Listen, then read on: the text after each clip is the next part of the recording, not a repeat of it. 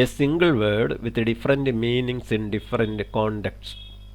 അതായത് ഒരേ ഒരൊറ്റ വാക്ക്, നമ്മൾ ആ വാക്ക് തന്നെ ഒത്തിരി അർത്ഥങ്ങളിൽ വിവിധ സാഹചര്യങ്ങളിൽ ഉപയോഗിക്കാറുണ്ട്. അതുപയോഗിച്ച് വിവിധ വാചകങ്ങൾ നമ്മൾ നിർമ്മിക്കാറുമുണ്ട്.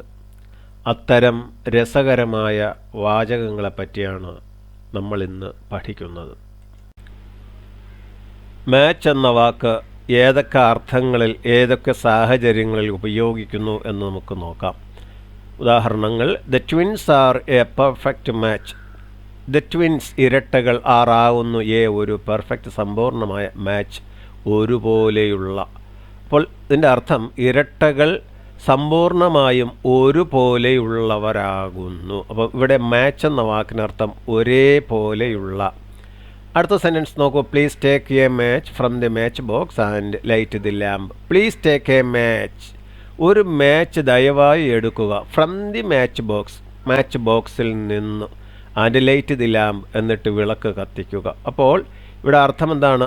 പ്ലീസ് ടേക്ക് എ മാച്ച്, ദയവായി ഒരു തീപ്പെട്ടി കൊള്ളി എടുക്കുക. ഫ്രം ദി മാച്ച് ബോക്സ്, തീപ്പെട്ടിയിൽ നിന്ന്.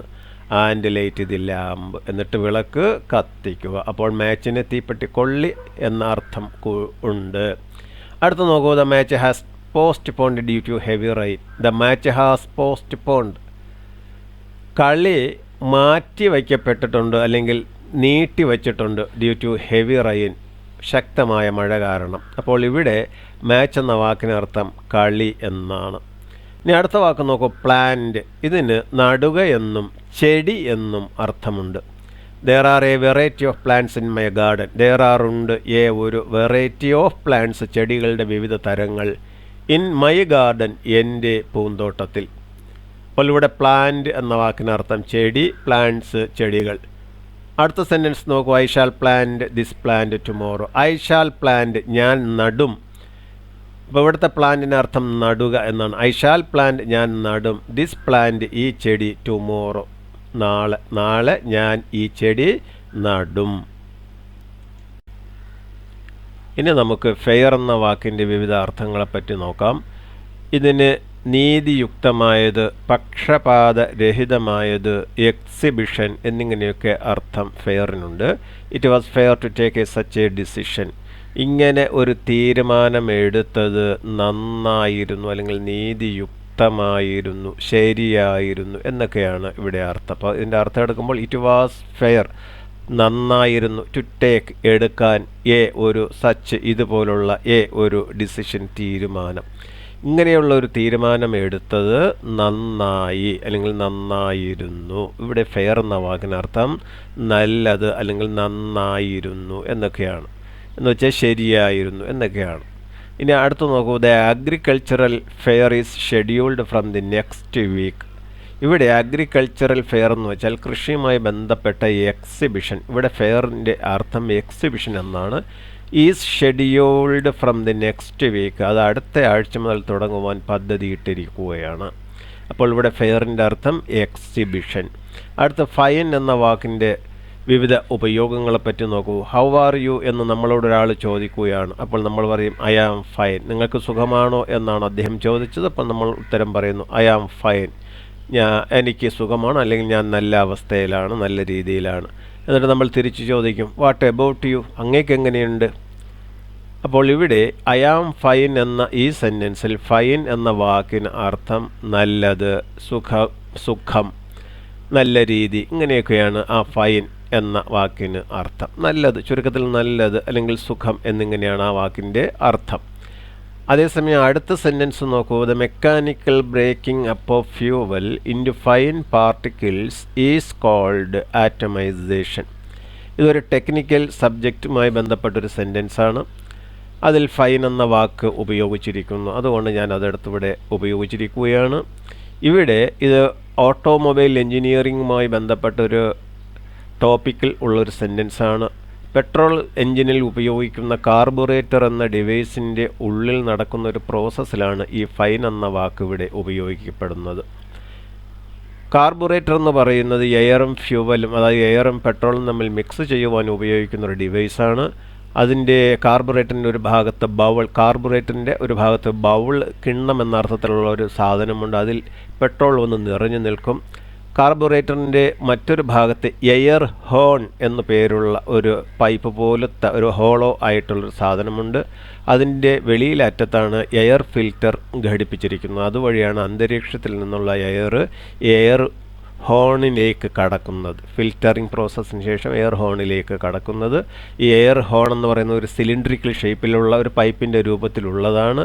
അതിൻ്റെ മധ്യഭാഗത്ത് അതിൻ്റെ ഡയമീറ്റർ കുറഞ്ഞ് ഇടുങ്ങിയ രൂപത്തിലായിരിക്കും. ആ ഇടുങ്ങിയ സ്ഥലത്തിനെ വെഞ്ചുറി എന്നാണ് വിളിക്കുക. ആ വെഞ്ചറിയുടെ ഭാഗത്തേക്ക് എയർ ഹോൺ വഴി കടന്നു പോകുന്ന എയർ കടക്കുമ്പോൾ അവിടെ ആ കടന്നു പോകുന്ന എയറിൻ്റെ വെലോസിറ്റി കൂടുകയും ആ ഭാഗത്ത് വെലോസിറ്റി കൂടുന്നത് കാരണം ആ കടന്നു പോകുന്ന എയറിൻ്റെ പ്രഷർ അവിടെ കുറയുകയും ചെയ്യും. ആ ഏരിയയിൽ മർദ്ദം കുറയുകയും ചെയ്യും. അപ്പോൾ മർദ്ദം കൂടി നിൽക്കുന്ന ബൗളിൽ നിന്നും മർദ്ദം കുറഞ്ഞ ആ വെഞ്ചുറി എന്ന് പറയുന്ന പോയിന്റിലേക്ക് പെട്രോൾ വലിച്ചെടുക്കപ്പെടുകയും അതുവഴി കടന്നു പോകുന്ന എയറുമായിട്ട് ബൗളിൽ നിന്ന് വരുന്ന ഫ്യുവൽ കൂട്ടിയിടിക്കുകയും പരസ്പരം മിക്സ് ചെയ്യുകയും ഈ കൂട്ടിയിടി കാരണം ഈ പെട്രോളിൻ്റെ കണികകൾ വളരെ ചെറിയ ചെറിയ പാർട്ടിക്കിൾസായി കണികകളായിട്ട് വിഘടിപ്പിക്കപ്പെടുകയും ചെയ്യും. ഈ പ്രോസസ്സിനെയാണ് ആറ്റമൈസേഷൻ എന്ന് പറയുന്നത്. അപ്പോൾ വളരെ സൂക്ഷ്മമായ ചെറിയ ചെറിയ കണികകളായിട്ട് വിഘടിപ്പിക്കപ്പെടും. അതാണ് ഈ ഫൈൻ പാർട്ടിക്കിൾസ്. ഫൈൻ എന്ന് വെച്ചാൽ വളരെ സൂക്ഷ്മമായ, വളരെ വളരെ ചെറിയ എന്ന് അർത്ഥമാണ് ഇവിടെ ഉള്ളത്. നമ്മൾ ബോഡി സ്പ്രേ എടുത്ത് നമ്മൾ ബോഡി സ്പ്രേ ചെയ്യുമ്പോൾ നമുക്ക് കാണാൻ കഴിയുന്ന ആ സ്പ്രേയിലെ കണികളുടെ രൂപം എങ്ങനെയോ അതും നമ്മൾ പറയുന്നത് ഫൈൻ പാർട്ടിക്കിൾസ് എന്ന് തന്നെയാണ്. അപ്പോൾ ഫൈൻ എന്ന വാക്കിന് അർത്ഥം വളരെ വളരെ ചെറിയ അല്ലെങ്കിൽ സൂക്ഷ്മമായ എന്നാണ്. ഇനി അടുത്ത സെൻറ്റൻസ് നോക്കൂ.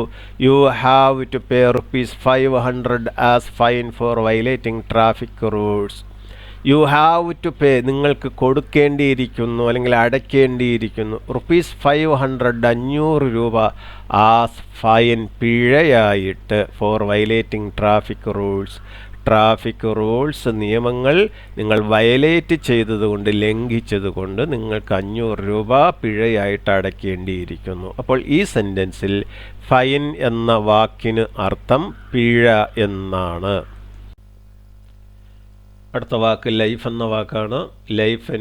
ലൈഫിന് ജീവൻ, ജീവിതം എന്നീ അർത്ഥങ്ങളുണ്ട്. അപ്പോൾ ഇവിടെ ഒരാൾ നമ്മളോട് ഒന്ന് ചോദിക്കുകയാണ്, do you know the difference between life and life എന്ന് ചോദിക്കുകയാണെങ്കിൽ നമ്മളോട് ചോദിക്കുകയാണ്, ലൈഫും തമ്മിലുള്ള വ്യത്യാസം നിങ്ങൾക്കറിയാമോ?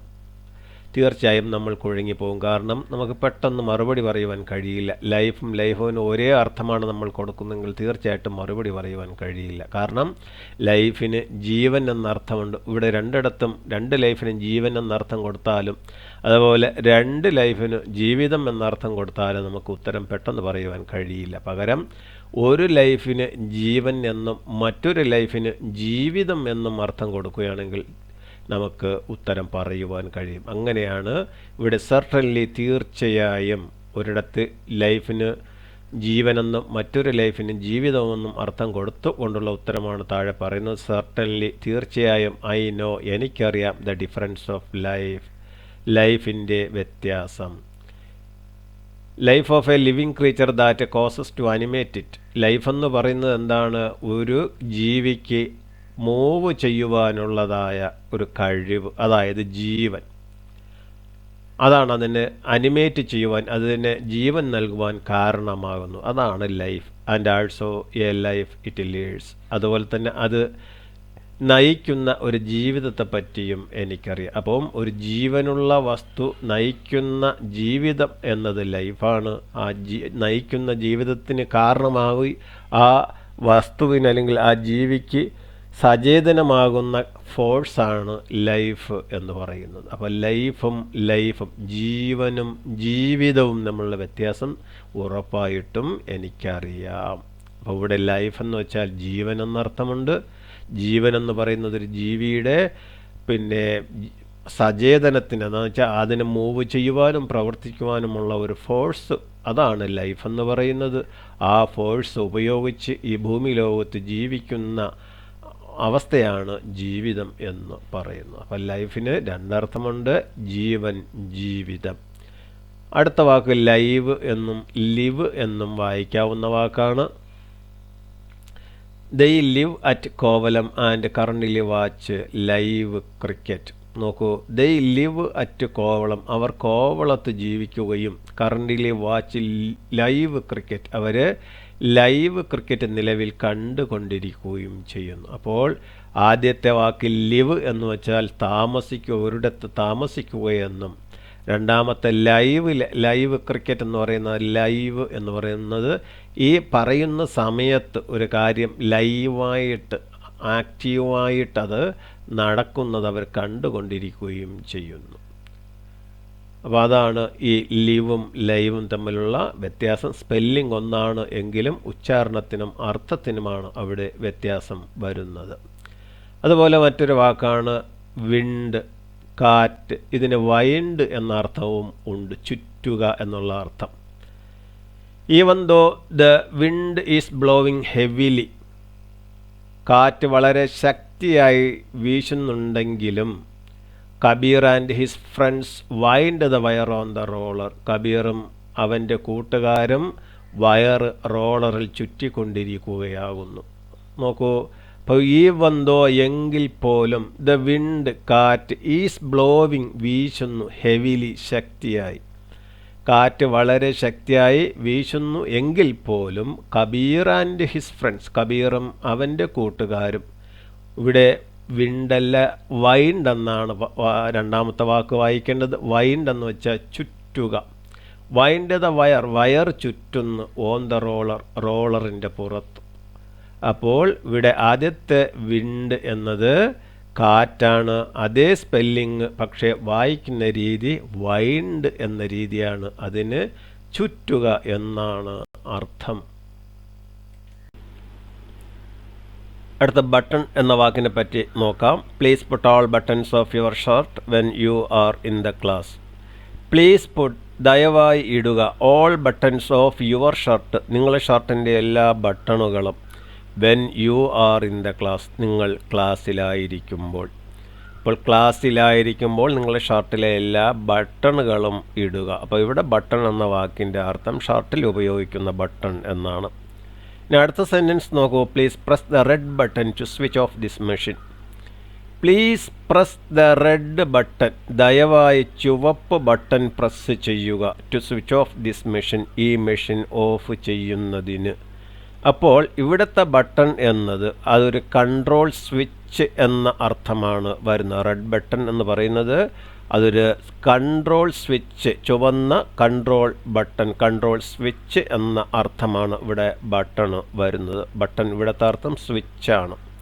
അടുത്ത് button to switch off, off ചെയ്യുവാൻ, അവിടെ സ്വിച്ച് ഉണ്ടെങ്കിലും അതിൻ്റെ അർത്ഥം സ്വിച്ച് ഓഫ് എന്നാണ്, ഓഫ് ചെയ്യുക എന്നാണ് അതിൻ്റെ അർത്ഥം.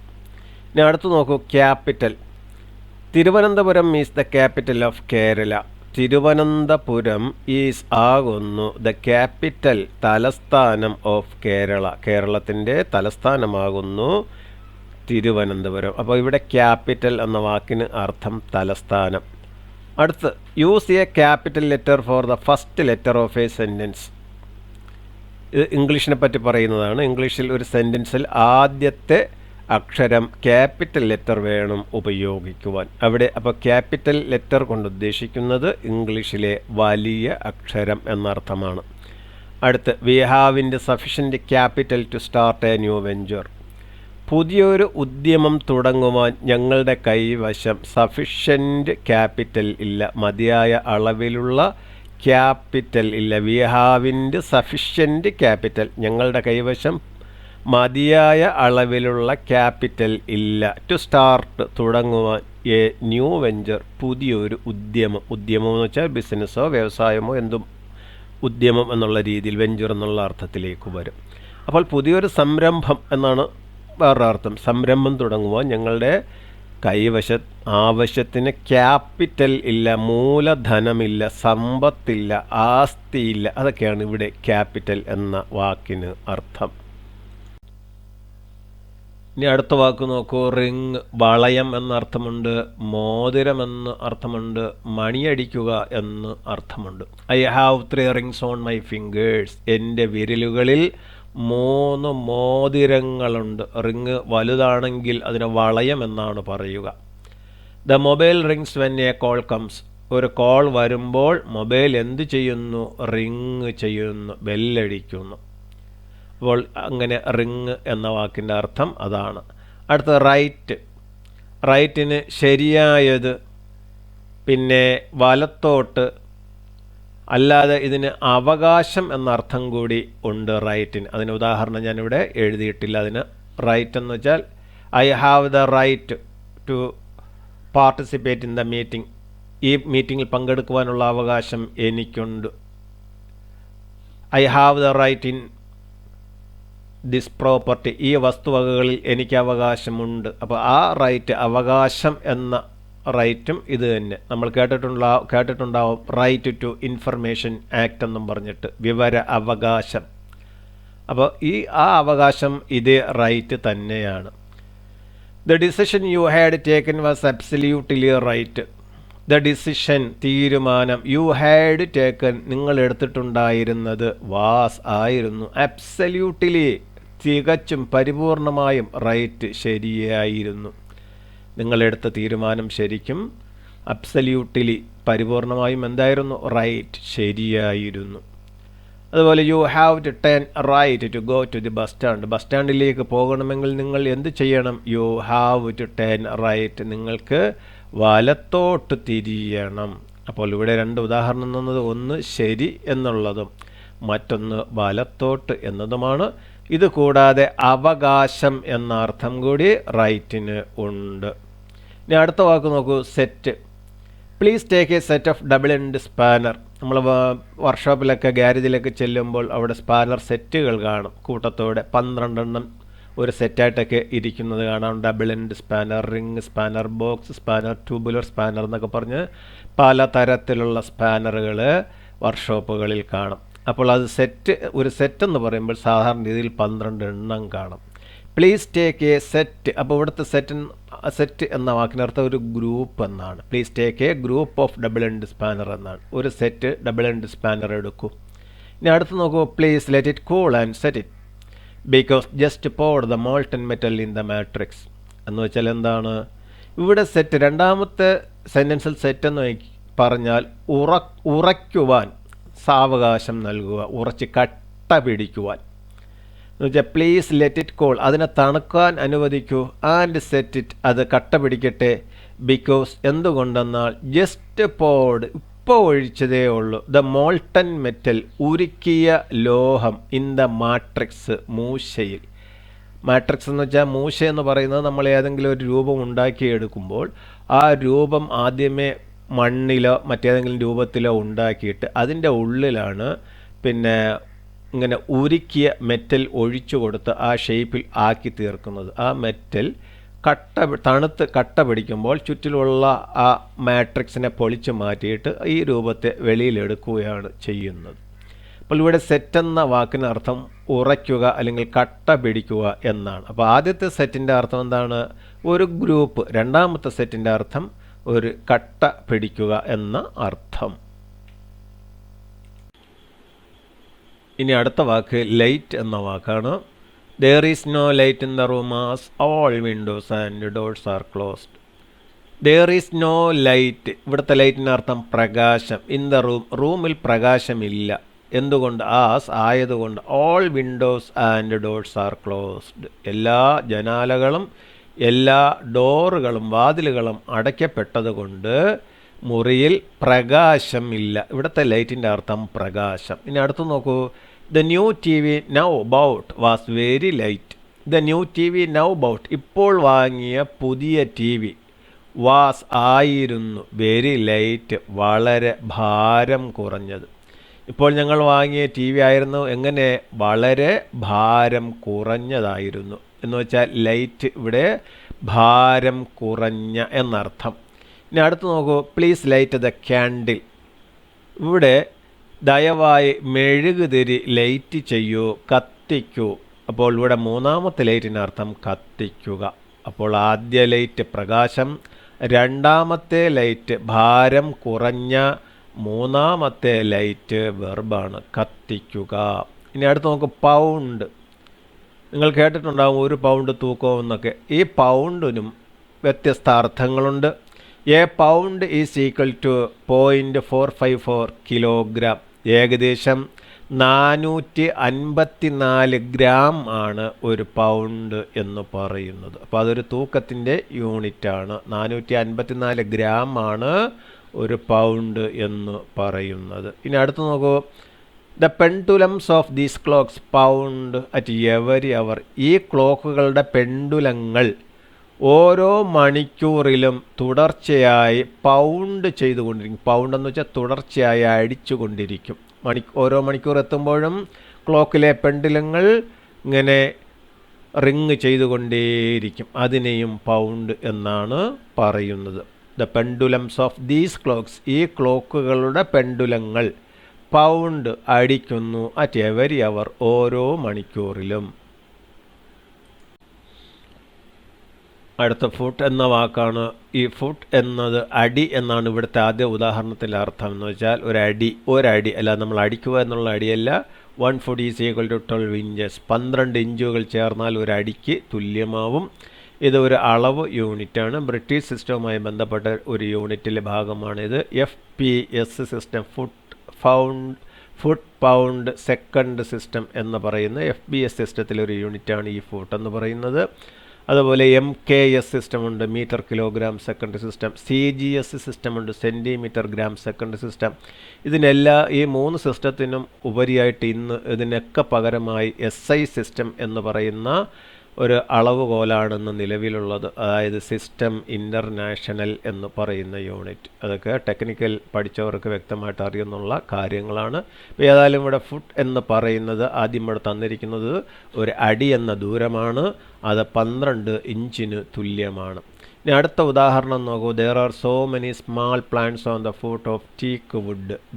ഉണ്ട് സോ മെനി അനേക സ്മാൾ പ്ലാന്റ്സ് കൊച്ചു ചെടികൾ ഓൺ ദ ഫുട്ട് പാദത്തിൽ, ചുവട്ടിൽ, ഓഫ് ടീക്ക് വുഡ് തേക്ക് മരത്തിൻ്റെ ചുവട്ടിൽ. അപ്പോൾ ഇവിടുത്തെ ഫുട്ട് എന്ന് പറയുന്നത് ചുവട്ടിൽ അല്ലെങ്കിൽ ചുവട് എന്നർത്ഥം. ഓൺ ദ ബേസ് അടിസ്ഥാനത്തിൽ. അതൊക്കെയാണ് ഇവിടെ ഫുട്ട് എന്ന വാക്ക് അർത്ഥം ഉദ്ദേശിക്കുന്നത്. ഇനി മൂന്നാമത്തെ നോക്കൂ. This shoe is not suitable for my left foot. ഈ ഷൂസ് ഈസ് നോട്ട് സ്യൂട്ടബിൾ, എനിക്ക് ശരിയാവുകയില്ല, ഫോർ മൈ ലെഫ്റ്റ് ഫുട്ട്, എൻ്റെ ഇടത് പാദത്തിന്. അപ്പോൾ ഇവിടുത്തെ ഫുട്ട് എന്ന് പറയുന്നത് പാദമാണ്. അപ്പോൾ ഫുട്ട് എന്നത് ഒരു അടി എന്ന അർത്ഥത്തിൽ അളവുകോലായിട്ട് ഉപയോഗിക്കുന്നു. ഒന്നിൻ്റെ അടിസ്ഥാനം, ബേസ് എന്നുള്ള അർത്ഥത്തിൽ ഉപയോഗിക്കുന്നു. പിന്നെ പാദം എന്ന അർത്ഥത്തിലും ഉപയോഗിക്കും. അടുത്ത ക്രൗൺ എന്ന വാക്ക് നോക്കൂ. A king or queen always wear a crown. ഒരു രാജാവ് അല്ലെങ്കിൽ രാജ്ഞി എല്ലായ്പ്പോഴും ധരിക്കുന്ന ഒന്നാണ് ക്രൗൺ. ക്രൗൺ എന്ന് വെച്ചാൽ കിരീടം. ഇവിടെ നമ്മൾ മലയാളികളെ പറ്റി ആക്ഷേപിച്ച് പറയാറുള്ള ഒരു കാര്യമുണ്ട്. മലയാളികൾ ക്വീൻ, രാജ്ഞി എന്നതിന് ക്യൂൻ എന്നേ പറയാറുള്ളൂ എന്നത്. ശരിക്ക് ക്വീൻ എന്ന് തന്നെയാണ് അത് ഉച്ചരിക്കേണ്ടത്. പക്ഷേ നമ്മളെ ചെറുപ്രായത്തിലെ പുസ്തകങ്ങളിലും പള്ളിക്കൂടങ്ങളിലൊക്കെ പഠിപ്പിച്ചു തരുന്നത് ക്വീൻ എന്നല്ല, ക്യൂൻ എന്നായിരിക്കും. അത് തെറ്റാണ്. മലയാളികൾ മിക്കവാറും ആളുകൾ ക്യൂൻ എന്ന് തന്നെ അത് പറയാറുള്ളൂ. അത് ക്യൂൻ അല്ല, ക്വീൻ എന്ന് തന്നെ വേണം വായിക്കുവാൻ. A king or queen always wear a crown. ഒരു രാജാവ് അല്ലെങ്കിൽ രാജ്ഞി എല്ലായ്പ്പോഴും ഒരു ക്രൗൺ ധരിക്കുന്നു, കിരീടം ധരിക്കുന്നു. അടുത്ത്, the combustion chamber is always located on the crown of A piston of an automobile engine.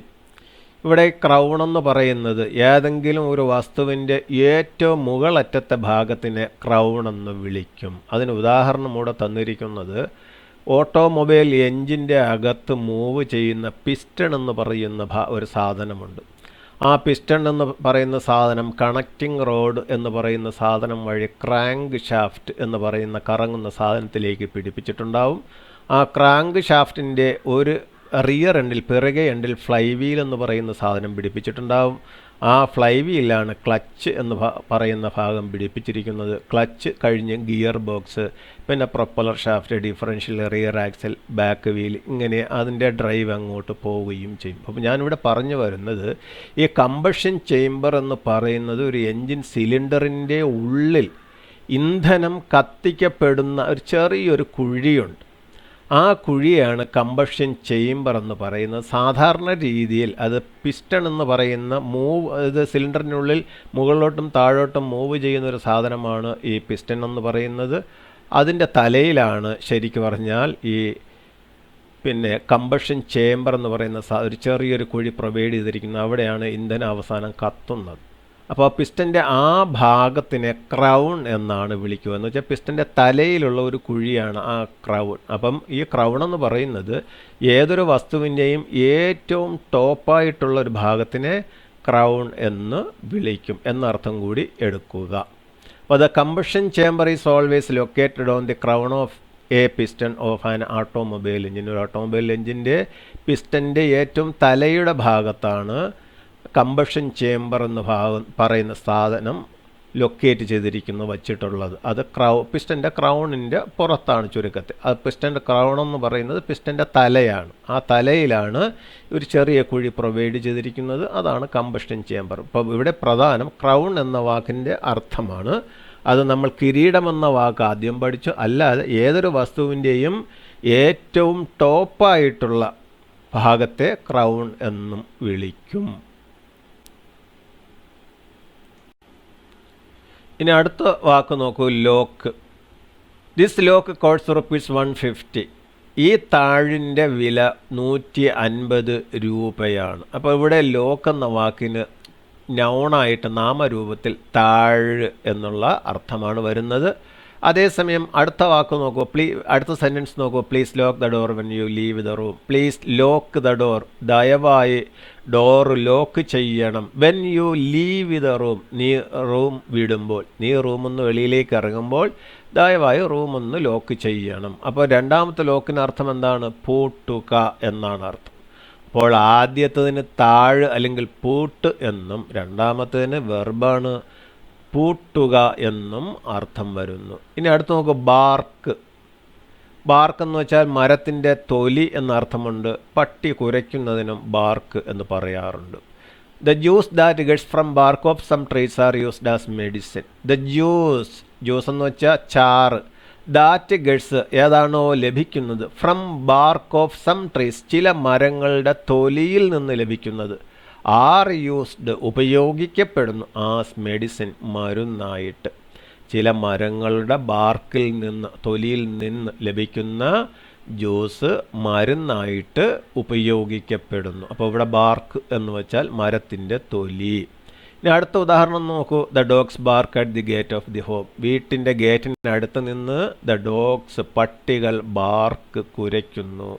The dogs bark പട്ടികൾ കുരയ്ക്കുന്നു at the gate of the home വീട്ടിൻ്റെ ഗേറ്റിനരികെ നിന്ന്. അടുത്ത് നോക്കൂ, മൈൻഡ്. മൈൻഡ് എന്ന് വെച്ചാൽ മനസ്സ് എന്ന അർത്ഥമുണ്ട്. പിന്നെ ശ്രദ്ധിക്കുക എന്ന അർത്ഥമുണ്ട്. ഇവിടെ നോക്കാം, never listen with an absent mind. Never listen ഒരിക്കലും നിങ്ങൾ കേൾക്കരുത് അല്ലെങ്കിൽ ശ്രദ്ധിക്കരുത്. വിത്ത് കൊണ്ട് അല്ലെങ്കിൽ ഒപ്പം. ആൻ ആബ്സെൻറ്റ് മൈൻഡ് മനസ്സില്ലാ മനസ്സോടെ എന്ന് വെച്ചാൽ മനസ്സ് പാതി ഇങ്ങും പാതി അങ്ങും എന്നുള്ള അവസ്ഥയിൽ അല്ലാതെ ഒരിക്കലും ആ അവസ്ഥയിൽ നിങ്ങൾ ഒരിക്കലും ഒരു കാര്യവും കേൾക്കരുത്. Never listen with an absent mind, മനസ്സില്ലാ മനസ്സോടെ ഒരു കാര്യവും നിങ്ങൾ കേൾക്കരുത്. കാര്യങ്ങൾ കേൾക്കുമ്പോൾ നമ്മൾ എന്ത് ചെയ്യണം? മനസ്സോടുകൂടി കേൾക്കണം എന്ന് വെച്ചാൽ വളരെ ശ്രദ്ധിച്ച് തന്നെ കേൾക്കണം. അപ്പോൾ ഇവിടെ മൈൻഡ് എന്ന് വെച്ചാൽ മനസ്സ് എന്നാണ് അർത്ഥം വരുന്നത്. ഇനി നോക്കൂ, please mind your words. Please mind your words. നമുക്ക് ഇഷ്ടപ്പെടാത്ത വർത്തമാനം ആരെങ്കിലൊക്കെ നമ്മളോട് പറയുമ്പോൾ നമ്മൾ അവരുടെ മുഖത്ത് നോക്കി പറയാറുള്ള ഡയലോഗാണ് please mind your words, this is none of your business എന്നൊക്കെ പറഞ്ഞ് അങ്ങോട്ട് തട്ടും. അപ്പോൾ എന്താണ് പ്ലീസ് മൈൻഡ് യുവർ വേർഡ്സ്? നിങ്ങളുടെ വാക്കുകൾ, നീ പറയുന്നത് എന്താണെന്ന് നീ ശ്രദ്ധിക്കൂ. അതാണ് മൈൻഡ്. ഇവിടെ നീ പറയുന്നത് എന്തെന്ന് നീ ശ്രദ്ധിക്കൂ, അതാണ് ഇവിടുത്തെ mind. Please mind your words, നിങ്ങളുടെ വാക്കുകൾ ശ്രദ്ധിച്ചു ഉപയോഗിക്കണം എന്നുള്ള അർത്ഥമൊക്കെയാണ് ഈ മൈൻഡിന് വരുന്നത്. സൂക്ഷിക്കുക, ശ്രദ്ധിക്കുക എന്നൊക്കെയാണ് ഈ മൈൻഡിന് രണ്ടാമത്തെ സെൻറ്റൻസിൽ അർത്ഥം വരുന്നത്. ഇനി വാച്ച് എന്ന വാക്കിൻ്റെ അർത്ഥം നോക്കാം. ദേ watch a movie frequently looking time on the watch. ഒരു സെൻറ്റൻസ് തന്നെ ഇവിടെ തന്നിട്ടുണ്ട്, 2 വാച്ചും തന്നിട്ടുണ്ട്. ദേ വാച്ച് എ മൂവി, അവരൊരു മൂവി വാച്ച് ചെയ്യുന്നു, കാണുന്നു. ആദ്യത്തെ വാച്ച് കാണുക, നിരീക്ഷിക്കുക എന്നാണ്. ഫ്രീക്വൻ്റ്ലി ലുക്കിംഗ്, ഇടയ്ക്കിടെ നോക്കിക്കൊണ്ട്, ടൈം സമയം, ഓൺ ദ വാച്ച് വാച്ചിൽ ഇടയ്ക്കിടെ സമയം നോക്കിക്കൊണ്ട് അവർ വാച്ച് ചെയ്യുന്നു.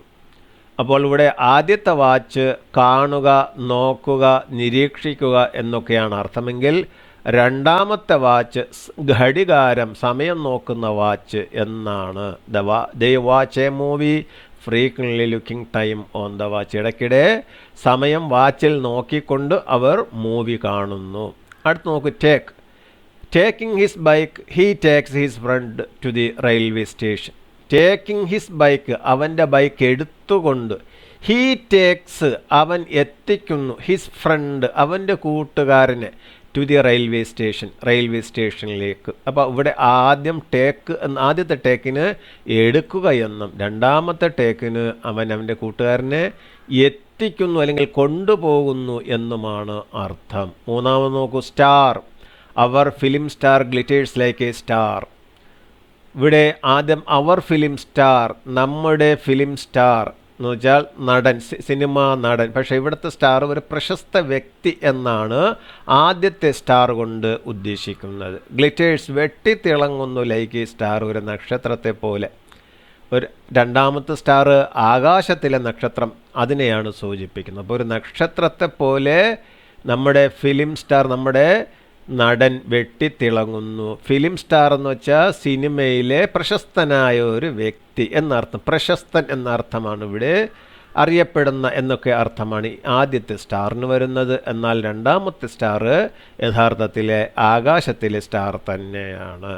ഇനി അടുത്ത് നോക്കൂ, സ്പ്രിംഗ് എന്ന വാക്ക് നോക്കൂ. Spring, birds really like the spring, അതൊരു സീസണാണ് എന്ന് വെച്ചാൽ വസന്തകാലം. സ്പ്രിംഗ് എന്ന് വെച്ചാൽ വസന്തകാലം എന്നാണ് ഇംഗ്ലീഷിൽ പറയുക. അതാണ് birds really like the spring. പക്ഷികൾ യഥാർത്ഥത്തിൽ സ്പ്രിങ്ങിനെ ഇഷ്ടപ്പെടുന്നു. വസന്തകാലം പക്ഷികൾ ഇഷ്ടപ്പെടുന്നു, പൂക്കൾ ധാരാളമുള്ള കാലം, അതാണ് വസന്തകാലം. അടുത്ത് നോക്കൂ, a spring is used to store and release energy.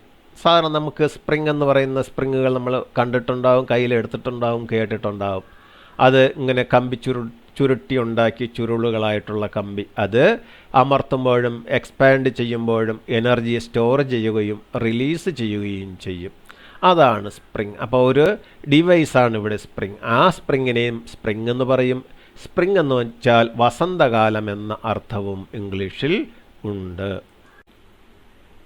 ഇനി നമുക്ക് സ്റ്റാൻഡ് എന്ന വാക്കിൻ്റെ ഉപയോഗങ്ങളെപ്പറ്റി പഠിക്കാം. He placed all his belongings on the stand. He placed അവൻ വച്ചു, ഓൾ മുഴുവൻ, ഹിസ് ബിലോങ്ങിങ്സ് അവൻ്റെ വസ്തുക്കൾ, ഓൺ ദ സ്റ്റാൻഡിൽ. ഇവിടെ സാധനങ്ങൾ സൂക്ഷിക്കുന്ന അല്ലെങ്കിൽ വയ്ക്കുന്ന സ്റ്റാൻഡ് എന്നാണ് ഈ സ്റ്റാൻഡിൻ്റെ അർത്ഥം. അടുത്ത് നോക്കൂ, they stand against all evil things.